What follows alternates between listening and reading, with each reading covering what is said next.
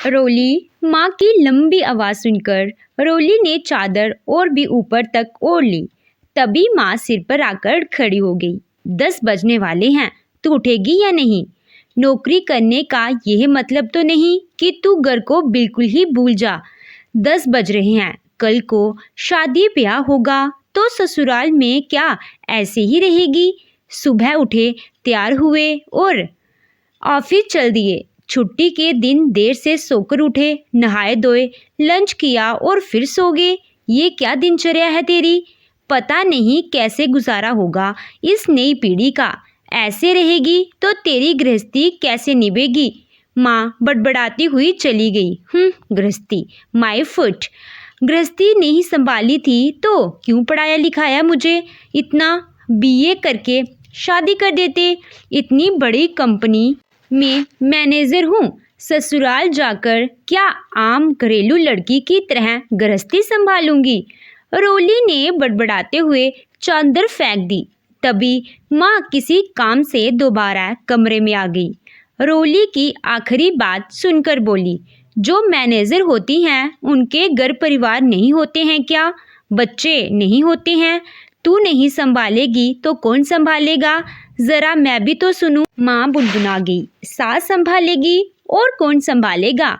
जब इतनी पढ़ी लिखी बहू लेकर जाएंगे तो इतनी अकल तो उन्हें भी होनी चाहिए। रोली द्रप से बोली और बाथरूम में घुस गई। माँ ने अपना सिर पीट लिया। जो लड़कियों माँ बाप के ही काबू नहीं आती, वह ससुराल वालों के काबू कैसे आएंगी?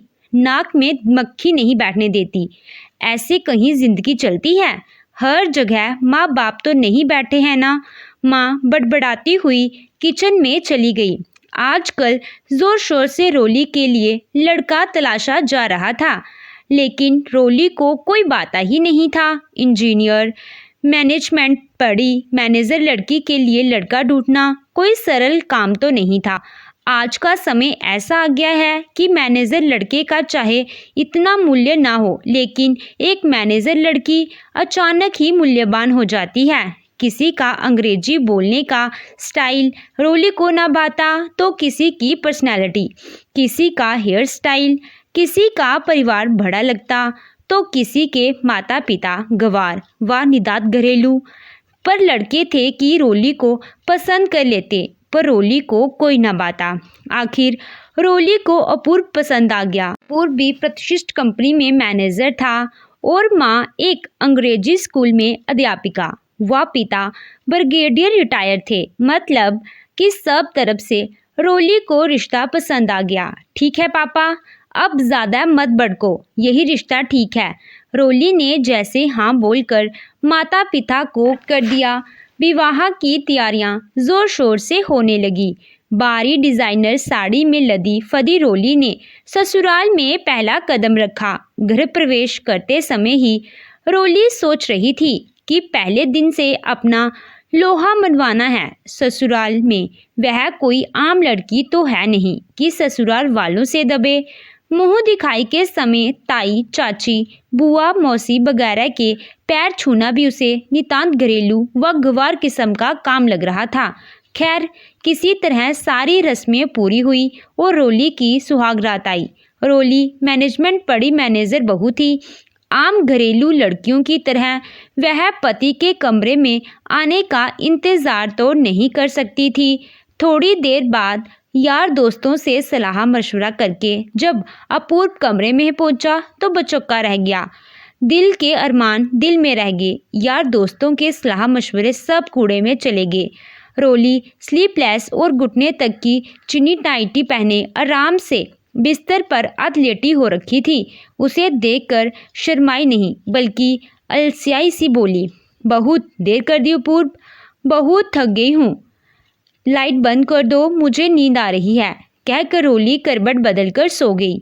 आधा घूंघट लाल जोड़े में ढका सौंदर्य आकर्षण जिनी नाइटी से अनावृत होकर ना जाने कहाँ गायब हो गया था। रोली जैसी लड़कियों के लिए तो यह ओल्ड फैशन है। अपूर्व भी कपड़े बदलकर लाइट बंद कर बिस्तर पर लेट गया। शायद रोली सच में थक गई होगी। कोई बात नहीं, कल से नई शुरुआत होगी। सोचकर वह भी सो गया। दूसरे दिन रोली बहुत देर तक सोती रही। सुबह उठने की उसकी आदत नहीं थी। ससुराल का संकोच भी उसकी नींद नहीं तोड़ पाया। अपूर्व उसके उठने का इंतजार करता रहा। वह चाह रहा था कि रोली उठकर कुछ ढंग से कपड़े पहन ले तो वह दरवाज़ा खोल दे। उसने धीरे से रोली को जगाया। रोली थोड़ी इकनमनाई अधकली आंखों से अपूर्व की ओर देखा।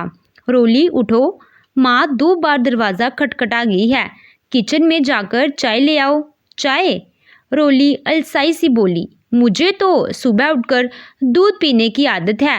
मम्मी तो उठते ही दूध का गिलास थमा देती थी। प्लीज़ जाकर किचन से ले आओ ना, या फिर मैं ही ले आती हूँ। रोली उठने का उपक्रम करती हुई बोली। नहीं, तुम रहने दो। अपूर्व घबरा कर बोला। उसे डर था कि अगर ऐसे लिबास में रोली बाहर गई और किचन में जाकर दूध मांगने लगी तो उसके मम्मी पापा शर्ते बेहोश हो जाएंगे। अपूर्व उठकर बाहर चला गया। किचन में माँ नाश्ते की तैयारी कर रही थी। अपूर्व, चाय ठंडी हो गई है तुम्हारी, दोबारा बना देती हूँ। रोली उठी कि नहीं अभी? उठ गई। अपूर्व थोड़ा संकोच से बोला। मम्मी, दूध दे दीजिए, 1 गिलास। दूध? किस लिए? माँ अचरज से बोली। वो रोली को सुबह दूध पीने की आदत है ना। कहते कहते अपूर्व ने माँ के चेहरे से निगाहें हटा दी। अच्छा, माँ सहज होकर बोली। हाँ हाँ, ले जा। माँ ने 1 गिलास दूध अपूर्व को पकड़ा दिया। अपूर्व दूध लेकर चला गया। माँ अपूर्व को दूध लेकर जाते हुए देखती रही। बेटे का सारा लाडलापन बीवी के आते ही हवा हो गया था, लेकिन रोली का लाडपन माँ सविता फिर नाश्ते बनाने में व्यस्त हो गई। उन्होंने थोड़े दिन की छुट्टी ली हुई थी। नई नई बहू आई है, थोड़े दिन घर की दिनचर्या में व्यवस्थित हो ले। नाश्ता तैयार कर दोबारा की चाय बनाकर सविता किचन से बाहर आई तो बहू बेटे को लॉबी में कुर्सियों पर बैठे देखा।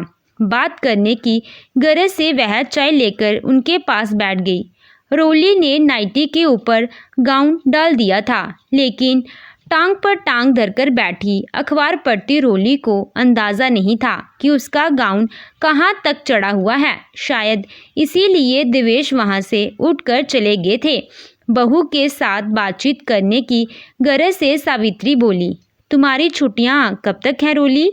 रोली ने चौंक कर नज़र उठाकर सास की तरफ देखा। उन नज़रों में नई बहू का सलोनापन बिल्कुल नहीं था, बल्कि निदान व्यवसायिक भाव था। मेरी छुट्टियां नहीं हैं।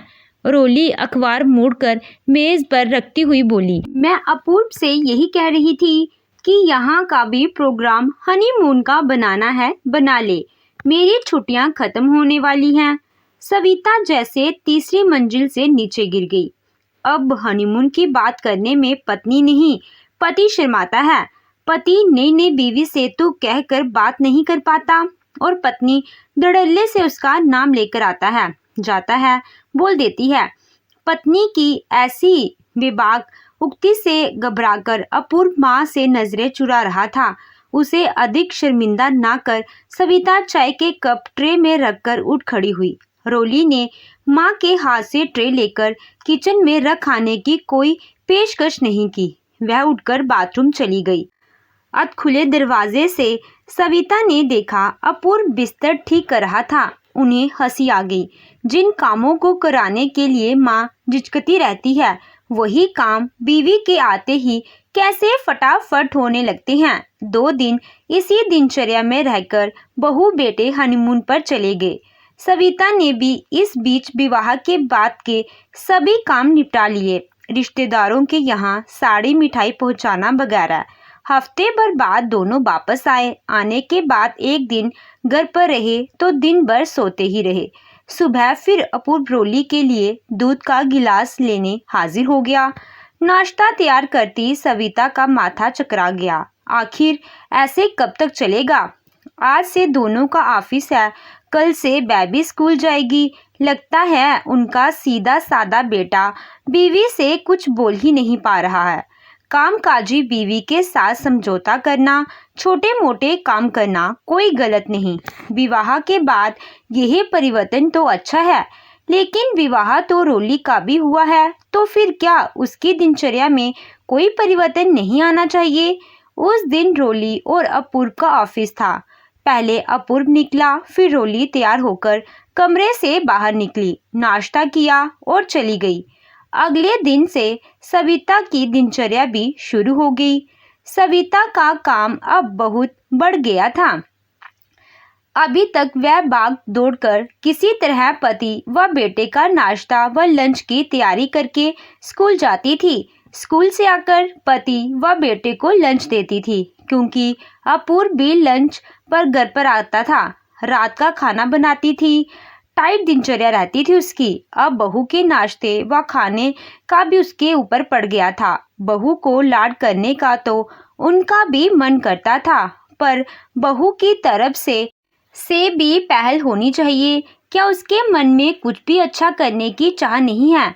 जैसे उनका मन होता है कि बहू के लिए प्यार से कुछ करके अच्छी सास बने, वैसे ही क्या रोली का भी मन करना चाहिए? उनके लिए नहीं तो कम से कम अपूर्व के प्रति तो उसे जिम्मेदारी महसूस करनी चाहिए। वह अगर कामकाजी है तो वह स्वयं भी कहाँ खाली है। धीरे धीरे इसी दिनचर्या में 1 महीना व्यतीत हो गया। इसी दिनचर्या में उन्हें थकते व पिसते देख एक दिन अपूर्व रोली से किसी तरह बोल गया, रोली, सुबह थोड़ा जल्दी उठकर माँ की किचन में मदद कर दिया करो। कुछ नहीं तो सुबह की चाय ही बना दिया करो। इतना सारा काम अकेले करके माँ थक जाती हैं। इतना सुनना था कि रोली का पारा 7वें आसमान पर चढ़ गया। क्यों? मैं क्या कोई गुलाम हूँ जो दिन भर ऑफिस में काम करूँ, सुबह शाम सबकी गुलामी करूँ? इतनी ही माँ की चिंता है तो तुम क्यों नहीं सुबह उठकर उनको किचन में मदद करते?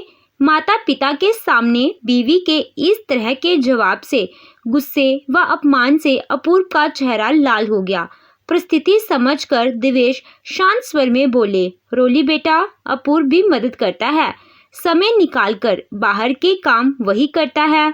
तुम भी थोड़ा कोशिश करोगी तो सारे काम आराम से हो जाएंगे। लेकिन नक चढ़ी रोली को यह कहाँ बर्दाश्त होता। वह तो खुद को ही सर्वश्रेष्ठ समझती थी। उसके अलावा घर में कोई इतना महत्वपूर्ण हो, यह उसे कतई बर्दाश्त नहीं था। उस दिन उसने इतना तूफान मचाया कि तीनों घर के अलग अलग कोनों में दुबक गए। मन खट्टा हो गया। सविता को उस दिन बहुत दुख हुआ। कामकाजी तो वह भी कर रही थी, लेकिन ऐसा स्वार्थी स्वभाव।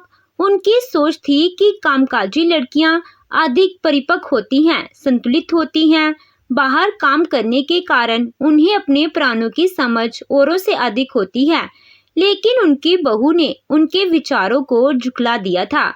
बहू को उसके कर्तव्यों का एहसास तो कराना ही चाहिए। उन्होंने सोचा, नई पीढ़ी के युवकों में बहुत बदलाव आया है। पुरुषों वर्षों से चली आ रही अपनी स्वाभित की पदवी से नीचे उतरकर दोस्त बन रहे हैं। अपनी कामकाजी बीवी के साथ अंदर बाहर के कामों में हाथ बटाने लगे हैं, उन्हें तवज्जो देने लगे हैं। लेकिन युवतियों ने अपने अच्छे गुणों को तिलांजलि दे दी है। विनम्रता, ममता, शालीनता, जिन गुणों के कारण स्त्री पूजी जाती थी। माँ का स्थान समाज में इतना ऊंचा था। कुछ कर ना पाना और कुछ करना ही ना चाहना, दोनों बातें फर्क है। कब तक ऐसा चलेगा? उन्होंने मन ही मन सोचा, कुछ तो करना ही पड़ेगा। थोड़ा पति के रूटीन में परिवर्तन करना पड़ेगा, थोड़ा बेटे के प्रति मोह कम करना पड़ेगा। उधर रोली सोच रही थी, वह तो जैसे मायके में रह रही थी वैसे ही यहाँ भी रह रही है। मम्मी की सारी आशंकाएं निर्मूल सिद्ध हो गई। उच्च शिक्षित और ऊंचे पदों पर कार्यरत आजकल की युवतियों पर सास ससुर तो क्या पति भी जबरदस्ती नहीं कर सकता। वह दिन अब लद गए। उसने घमंड से सोचा। सविता घर से 7 बजे निकलती थी, रोली 9 बजे और अपूर्व 8:30 बजे। उस दिन सविता और दिनों की अपेक्षा थोड़ा जल्दी उठी, अपना दैनिक कार्यक्रम निपटाया और किचन में चली गई। चाय बनाई। दिवेश को चाय देकर अपनी चाय पीते पीते ही उन्होंने अपना और दिवेश का लंच तैयार किया। अपना टिफिन तैयार कर दिवेश का लंच भी हॉट केस में रखकर बेडरूम में रख दिया। दिवेश आश्चर्य से सविता को यह सब करते देख रहे थे। नाश्ते में दिवेश सिर्फ दलिया लेते थे और सविता सिर्फ दूध पीकर स्कूल चली जाती थी। सविता इसी सजना में लगी थी कि अपूर्व दूध लेने किचन में आ गया। बेटे मैं जरा जल्दी में हूँ, तुम खुद दूध गर्म कर लो, कहकर सविता कमरे में तैयार होने चली गई। मतलब कि अपना काम निपटाकर उन्होंने किचन उन दोनों के लिए खाली छोड़ दिया। अपूर्व असमंजस में खड़ा ही रह गया। फिर किसी तरह अनाड़ी हाथों से दूध गर्म कर वह भी कमरे में चला गया। थोड़ी देर बाद सविता तैयार होकर निकली और कमरे के बाहर से अपूर्व को संबोधित करते बोली, अपूर्व बेटा मैं चली गई, तुम लोग अपना नाश्ता बना लेना और अगर लंच पर घर आने का हो तो लंच भी तैयार करके चले जाना। पापा के नाश्ते के लिए दलिया मैंने बनाकर रख दिया है। फिर कमरे में आकर दिवेश से बोली, बहू ने लंच बनाया तो तुम भी खा लेना, नहीं बनाया तो यह तुम्हारे लिए लंच रखा है, खा लेना, कहकर रहस्यमय ढंग से मुस्कुराती हुई वह बाहर निकल गई। उस दिन अपूर्व बारोली दोनों को ही बिना नाश्ते के घर से निकलना पड़ा। उस दिन अपूर्व लंच पर भी घर नहीं आया। दोपहर को सविता घर आई, लंच उनका हो गया था। आने के बाद लंच लगाने की हड़बड़ी नहीं थी।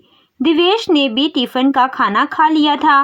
उस दिन स्कूल से आकर सविता ने लंबी नींद ली। शाम को थोड़ा आगे पीछे थके हारे रोली व अपूर्व घर में घुसे। शाम की चाय भी सविता ही बनाया करती थी। उस दिन उन्होंने दोनों के आने से पहले ही अपनी और दिवेश की चाय बनाकर कमरे में बैठकर आपस में बातें करते हुए पी ली। दिवेश को भी बरसों बाद बीवी फुर्सत में दिख रही थी। दोनों थोड़ी देर तक चाय का इंतजार करते रहे। फिर अपूर्व माँ के कमरे की तरफ चल दिया। तभी सविता भी किसी काम से बाहर आ रही थी। मम्मी आज चाय नहीं बनाई क्या? बेटे का थका चेहरा देखकर सविता का हृदय तरबती हो गया। रोली भी थकी आई होगी, लेकिन उन्होंने मन मजबूत कर लिया। बात चाय बनाने की नहीं थी, बात बहू के व्यवहार की थी, घर के प्रति उसकी जिम्मेदारियों की थी। असल में तुम लोगों का इंतजार करने में देर हो जाती है ना, इसीलिए हमने पी ली। मैंने सोचा तुम लोगों का जब मन होगा तो तुम लोग भी पी लोगे, कहकर वह मुस्कुराते हुए कमरे में चली गई। अपना व्यवहार उन्होंने संयत बना रखा था। वह चाहती थी कि सांप भी मर जाए और लाठी भी ना टूटे। थोड़ी देर बाद उन्हें किचन में खटर पटर की आवाज सुनाई दी। उन्होंने हिलते पड़ते से किचन की तरफ देखा। रोली फ्रिज खोलकर दूध निकाल रही थी। सविता का मन हुआ खुलकर हंसे। दिवेश कुछ समझ नहीं पा रहे थे, पर बदली हुई फुर्सत में दिखती हुई सविता उन्हें अच्छी लग रही थी। सुनो, आज रात का शो देखने चलते हैं, उसके बाद खाना भी बाहर ही खाएंगे। सविता बरसों बाद पति से इतने प्यार से बोली कि दिवेश फटी फटी नजरों से सविता को देखने लगे। तुम्हारी तबीयत तो ठीक है ना? कहीं काम की अधिकता से तुम्हारा दिमागी संतुलन बिगड़ तो नहीं गया? वह सविता का माथा छूते हुए बोले, कुछ नहीं हुआ है मुझे। वह दिवेश की हथेली अपने हाथ में लेकर बोली, चलो ना, तुम ही तो कहते थे मुझे फुर्सत नहीं रहती, अब है तो चलो, चलो उठो। वह अलमारी खोलती हुई बोली, अच्छा बताओ साड़ी कौन सी पहनूं? दिवेश घबराकर बोले, क्या हो गया है तुम्हें? कभी इतनी फुर्सत से तैयार भी हुई हो कि मेरी पसंद की साड़ी पहनो? हमेशा भागते दौड़ते तैयार होते देखा है तुम्हें, अब होंगी ना, बताओ ना। फिर खुद ही बोली, यही गुलाबी शिफॉन पहन लूं? सविता साड़ी दिवेश के सामने करती हुई बोली, यह साड़ी? दिवेश साड़ी पर हाथ फेरते हुए बोले, कितने अरमानों से अपने रिटायरमेंट के बाद लाया था मैं तुम्हारे लिए, और वह मोती वाला सेट तुमने हमेशा अब पहनूंगी तब पहनूंगी कहकर कभी पहना ही नहीं, अब सब पहनूंगी। तुम भी जल्दी से तैयार हो जाओ, कहकर सविता तैयार होने चली गई। दिवेश भी तैयार होने लगे। थोड़ी देर बाद सविता तैयार होकर निकली तो सब कुछ मैचिंग था।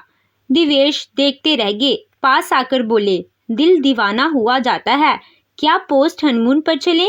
हाँ हाँ, क्यों नहीं, ख्याल बुरा नहीं, कहकर सविता मुस्कुराती हुई बाहर निकली और अपूर्व रोली का आवाज देकर बोली, बेटा हम लोग बाहर जा रहे हैं, रात को देर से लौटेंगे, खाने पर हमारा इंतजार मत करना, तुम लोग खाना खा लेना, कहकर दोनों अंधित हृदय से बाहर निकल गए।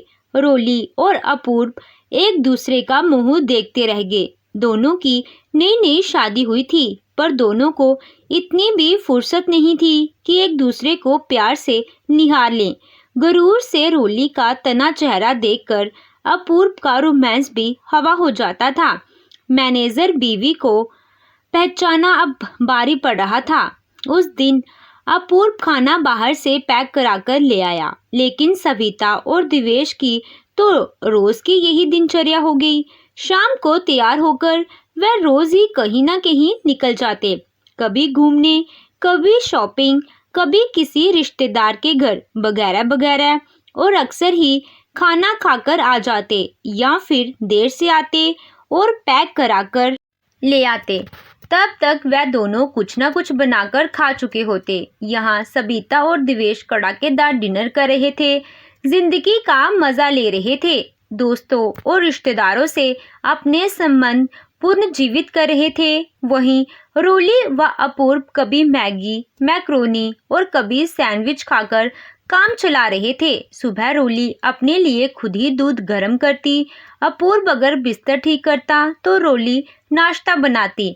इन सब कामों के लिए उसे जल्दी उठना पड़ता। अब पहले वाली बात नहीं थी कि उठे, दूध पिया, नहाए धोए, बना बनाया नाश्ता किया और ऑफिस चल दिए। सविता उसे यही एहसास दिलाना चाहती थी कि शादी हुई है तो गृहस्थी होगी ही, और गृहस्थी है तो जिम्मेदारी समझे, परिवार को अपना समझे, सास को माँ समझे, ना कि नौकर। ठीक है कि आजकल हमारी कामकाजी बहू बेटियों के पास समय की कमी है, पर यह तो सभी जानते हैं, इसीलिए उन्हें समय की अधिकता पर नहीं बल्कि समय की गुणवत्ता पर ध्यान देना चाहिए। जो भी समय अपनों के साथ बीते अच्छा बीते। नए रिश्ते बनते हैं तो उनमें खाद पानी डालने की जरूरत पड़ती ही है, रिश्तों को मुरझाने नहीं देना चाहिए। माना कि जिंदगी की रफ्तार बहुत तेज है, पर इस तेज रफ्तार जिंदगी के साथ अपने रिश्ते भी सहज कर चलना चाहिए, वरना जिंदगी की शाम में यह पीढ़ी अकेली रह जाएगी। सविता अपना और दिवेश का काम रोली पर छोड़ती नहीं थी, इसीलिए रोली कुछ कह भी नहीं पा रही थी। अपूर्व सब कुछ समझ रहा था, लेकिन चुप था, क्योंकि वह रोली को खुद कुछ बोल नहीं पाता था। रोली के आने के बाद घर में खुशियां आने के बजाय तनाव का सा माहौल पैदा हो गया था। सबकी सहजता छिन गई थी। आज स्त्रियों को जीवन में अपनी महत्वाकांक्षाओं को पूरा करने का जो मौका मिला है, उन्हें उसका सही इस्तेमाल करना चाहिए। कामकाजी युवतियों को समझना चाहिए कि उनकी आचरण से परेशान होकर ऐसा ना हो कि लोग उन्हें पत्नी और बहू के रूप में नकारना शुरू कर दे। तब सब कुछ होते हुए भी उनके हाथ कुछ नहीं लगेगा। शाम को आकर रोली चाय बनाती, अपूर्व डिब्बे से सूखे बिस्किट निकालता, सविता कुछ ना कुछ ताज़ा नाश्ता बनाकर रखती थी। डिनर में भी वह मैगी मैक्रोनी वगैरह कब तक खाते। अपूर्व कुछ सब्जी वगैरह ले आता। थकी थकाई रोली किसी तरह से एक कच्ची पक्की सब्जी बना देती।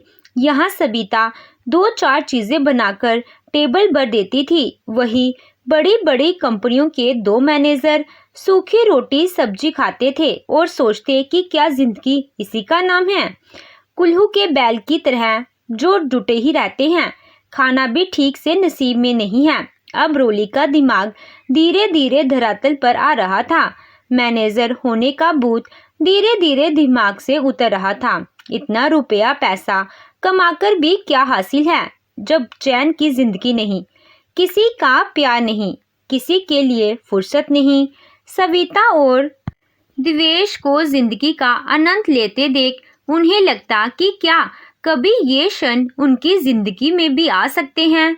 कहाँ जा रही है वह? उनकी पीढ़ी सिर्फ भाग रही है, पता नहीं कहाँ। सुख की परिभाषा भूल चुकी है उनकी पीढ़ी। रात को दोनों चुपचाप लेटे थे अपने कमरे से। दिवेश व सविता की खिलखिलाने की आवाजें आ रही थी। अचानक ही रोली की आंखों से आंसू बहने लगे। दबाते दबाते भी मुंह से सिसकरी निकल गई। सिसकारी की आवाज सुनकर अपूर्व चौंक कर उठ बैठा। लाइट जलाकर उसने रोली की तरफ देखा। रोली के गालों से आंसुओं की धार बह रही थी। क्या हुआ रोली? अपूर्व उसके ऊपर झुक गया। अपने ही दम में तने हुए चेहरे को आज उसने पहली बार इतना दयनीय देखा था। रोली जैसी लड़की मन में कायर होकर किसी बात पर रो भी सकती है, उसे सोचकर ही आश्चर्य हो रहा था। बड़े मन में अपूर्व का कोमल स्पर्श पाकर रोली और भी जोर से रोने लगी। उसने बड़ी नजरों से अपूर्व की तरफ देखा। क्या हुआ रोली, रो क्यों रही हो? अब रोली से बर्दाश्त नहीं हुआ। वह और भी जोर से हिलक हिलक कर रो पड़ी। अपूर्व निशब्द उसका सिर सहलाता रहा। उसके बिना कहे भी वह सब कुछ समझ चुका था। उन आंसुओं में घर बाहर की अत्यधिक व्यवस्था से उपजा तनाव था, नकारे जाने और हारे जाने का दुख था, शर्मिंदगी का एहसास था, अकेलेपन का क्षोभ था, दिशाहीन सी बीती जा रही जिंदगी की निराशा थी, अपनों का तिरस्कार था, अपमान था। अपूर्व ने कुछ नहीं कहा, उसे रो जाने दिया। थोड़ी देर बाद वह शांत होकर चुप हो गई। अपूर्व चुप बैठा रहा। मुझसे सब नाराज हैं, मैं बहुत बुरी हूँ, हाँ है ना? वह अचानक बोली। अपूर्व चौंक गया उसका उदास स्वर सुनकर। नहीं तो, यह तुमसे किसने कहा? तो फिर मम्मी ऐसा क्यों कर रही हैं? मम्मी किसी से नाराज नहीं होती रोली, वह मेरी माँ है, मैं उन्हें बहुत अच्छी तरह जानता हूँ। तुम थोड़ा उनकी तरफ कदम तो बढ़ाओ। नौकरी के घमंड में तुम अपनों को मान सम्मान देना तक भूल गई। सब तुम्हारे अपने हैं, सब तुम्हें प्यार करते हैं, बस तुम ही सबका प्यार नहीं ले पा रही। तुम थोड़ी कोशिश करोगी तो इस घर की खुशियाँ लौट जाएंगी। तब देखो तुम्हें सबका कितना प्यार और आदर मिलता है। नौकरी है तो क्या घर वाले महत्वहीन हो गए? सबको लेकर चलो, जीवन में आनंद आ जाएगा, कहकर अपूर्व करबट बदल कर सो गया। अंधेरे में नजरें गड़ाए रोली बहुत देर तक सोचती रही। कई विचार उसके दिल में उमड़ गुमड़ रहे थे। माँ कितना कुछ समझाती थी, तब मैं सब बातें फिजूल लगती थी, लेकिन माता पिता की कई बातों का अनुभव समय के साथ धीरे धीरे होता है। उसे घमंड था कि वह बड़े ओहदे पर कार्यरत है, पति के बराबर कमाती है, उसे किसी से दबने की क्या जरूरत है। लेकिन वह भूल गई थी कि सिर्फ रुपये को ही ओढ़ा बिछाया नहीं जा सकता, रुपये को खाकर पेट नहीं भरा जा सकता। रुपये से सुख के साधन खरीदे जा सकते हैं, सुख नहीं। घर, परिवार, अपनों का प्यार, आदर, आशीर्वाद भी जीवन में बहुत महत्व रखता है। जिंदगी संतुलित नहीं तो दुख देती है। अभी तो वह सबके साथ है, यदि उसे अलग गृहस्थी बसानी पड़ जाए तो उसे क्या कुछ नहीं करना पड़ेगा। उसके सास ससुर साथ हैं, उनसे जरा सा महत्व नहीं दिया। सास का साथ दिया होता तो उसके जीवन में सभी कुछ होता। उसने पलट कर देखा, अपूर्व गहरी नींद सो चुका था। उसने उसका चेहरा ध्यान से देखा। क्या वह पत्नी को सिर्फ रुपए कमाने के लिए लाया है? रुपया तो वह खुद भी कम नहीं कमाता। क्या सुख मिला इन सबको मेरे आने से? अपूर्व ठीक कहता है, सब मुझे प्यार करते हैं, मैं ही सबका प्यार ले नहीं पा रही हूँ। जब नौकरी करनी है तो थोड़ी बहुत मुश्किलें तो होगी ही। अपूर्व भी तो नौकरी के साथ घर के कई काम करता है। उसने घड़ी में और दिनों की अपेक्षा थोड़ा जल्दी का अलार्म लगाया और सोचते सोचते उसे ना जाने कब नींद आ गई। सुबह अलार्म से नींद खुल गई। वह उठी, मुंह धोकर किचन में जाकर चाय बनाई, अपने लिए दूध गर्म किया और सब कुछ ट्रे में रखकर मम्मी पापा का दरवाज़ा खटखटा दिया। थोड़ी देर बाद सविता ने दरवाज़ा खोला तो सामने रोली चाय की ट्रे लिए खड़ी थी। सविता का आश्चर्य का ठिकाना नहीं रहा। वह बेचौकी सी रोली को देखने लगी। मम्मी चाय। रोली की आवाज़ सुनकर सविता को झटका लगा। रोली, तुम कैसे आज जल्दी उठ गई? वह चाय की ट्रे पकड़ती हुई बोली।